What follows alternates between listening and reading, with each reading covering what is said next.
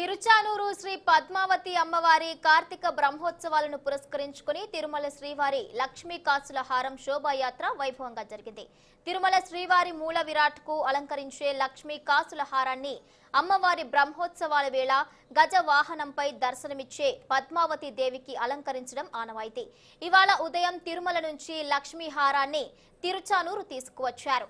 తిరుచానూరు ఆలయంలో ప్రత్యేక పూజలు నిర్వహించి మంగళ వాయిద్యాల నడుమ ఆలయంలోకి తీసుకువెళ్లారు.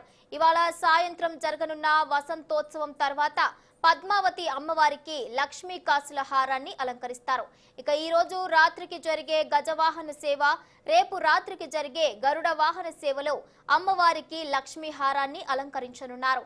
లక్ష్మీ హారం ఊరేగింపులో తీతిదే ఈవో ధర్మారెడ్డి, జేఈఓ వీరబ్రహ్మం ఆలయ అధికారులు, అమ్మవారి ఆలయ అర్చకులు పాల్గొన్నారు.